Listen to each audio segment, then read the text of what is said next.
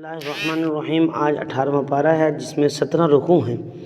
یہ پارہ اس میں پہلی سورۃ المومنون ہے، اس کے بعد سورۃ النور ہے اور ایک ورق کچھ حصہ یہ سورۃ الفرقان پر مشتمل ہے۔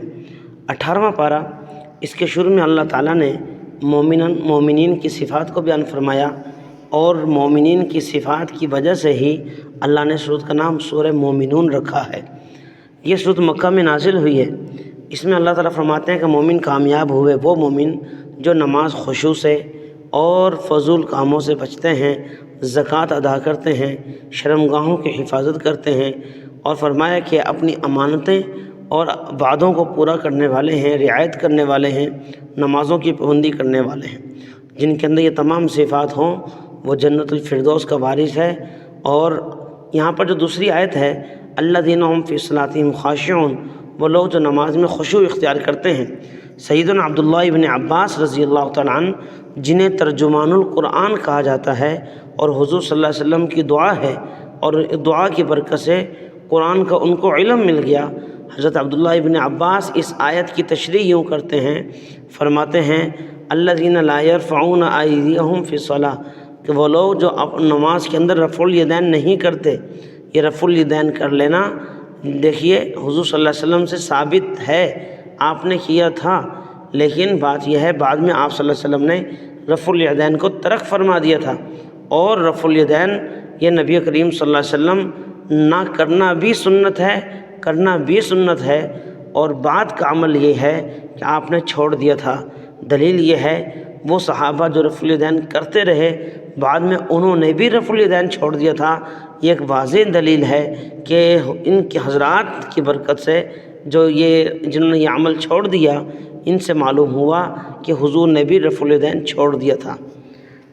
اس کے بعد اللہ رب العزت نے حضرت نوح علیہ السلام کا مختصر سے ذکر فرمایا، اور اس واقعے کے بعد اللہ رب العزت اس صورت میں اپنی توحید کا ایک نئے انداز سے ذکر فرماتے ہیں۔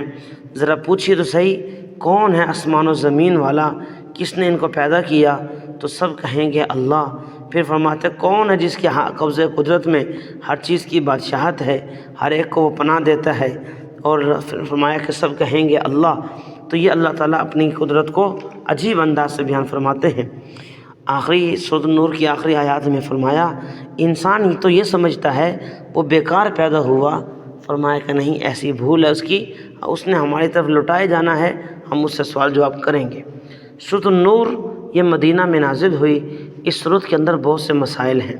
ایک تو اس کے رکوع نمبر 5 میں لفظ آیا ہے اللہ نور السماوات، نور کا اسی مناسبت سے سورۃ کا نام نور رکھا گیا۔ دوسرا یہ بھی وجہ ہو سکتی ہے نور کہنے کی کہ اس سورۃ کے اندر جو احکام اور مسائل ہیں، اگر ان احکام اور مسائل کو اپنا لیا جائے تو ہماری زندگیوں میں نور آ جائے گا، ہماری زندگیاں روشن ہو جائیں گی۔ سورۃ کے اندر بہت سے مسائل ہیں، مختصراً عرض کیے جاتے ہیں۔ شروع کے اندر اللہ رب العزت نے زانی کی سزا بیان فرمائی کہ زنا کرنے والا مرد ہو یا عورت، فرمایا کہ جب وہ زنا وغیرہ کر لیں تو فرمایا کہ ان کے اوپر کسی بھی قسم کا رحم نہ کیا جائے، انہیں 100 کوڑے مارے جائیں، بشرطے کہ وہ غیر شادی شدہ ہوں۔ اگر شادی شدہ ہوں پھر حکم یہ ہے حدیث شریف کی روح سے کہ ان کو سنگسار کر دیا جائے، پتھر مار مار کے ختم کر دیا جائے۔ اور فرمایا سزا کے نفاذ سے پہلے گواہوں کی ضرورت ہے، اور اس کام کے گواہ بھی 4 ہوں گے۔ اگر وہ 4 گواہ دے دیں تو ٹھیک ہے، اگر وہ اپنی گواہی سے لوٹ جائیں پھر جائیں تو ان کو 80 کوڑے لگیں گے، جسے حد قذف کہتے ہیں۔ اور اسی طرح ہر ایسا شخص جو کسی مسلمان پہ وہ جھوٹی تہمت لگا دے پھر وہ اس کو ثابت نہ کر سکے تو اس کو 80 کوڑے لگیں گے۔ اس کے بعد اللہ نے لعان کا طریقہ بیان فرمایا۔ کسی شخص نے اپنی بیوی کو بدکاری میں ملوث پایا، اب وہ اپنی بیوی سے چونکہ برداشت نہیں کر سکتا یہ معاملات، یا تو قتل کرے گا یا پھر چھوڑے گا۔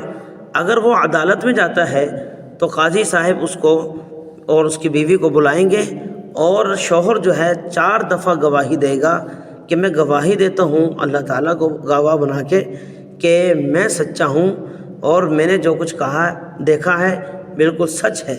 5ویں دفعہ کہے گا اگر میں جھوٹا ہوں تو مجھ پہ لعنت ہو۔ اسی طرح عورت بھی 4 دفعہ گواہیاں دیں گی کہ میرا شوہر جھوٹا ہے۔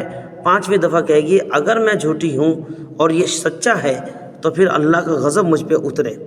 اس کے بعد سیدہ عائشہ رضی اللہ تعالیٰ عنہا واقعہ افق بیان کیا۔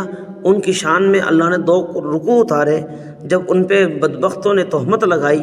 آج بھی لوگ تہمت لگاتے ہیں تو ان آیات کی روح سے جو حضرت عائشہ پہ تہمت لگائے وہ کافر ہے، چونکہ قرآن کی آیات کا انکار کرتا ہے۔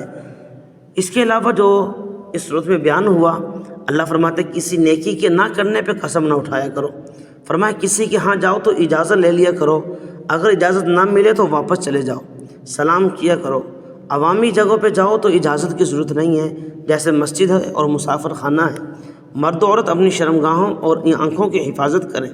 عورتیں زینت کا اظہار سر عام نہ کیا کریں۔ فرمائے کئی رشتے ایسے ہیں ان کے سامنے زینت چھپانے کی ضرورت نہیں ہے۔ پھر فرمایا کہ عورتوں اور مردوں کا نکاح کر لو، اللہ اپنے فضل و کرم سے ان کو مستغنی کر دیں گے۔ 3 اوقات میں گھروں میں نہ جائیں، بچے بھی فجر سے پہلے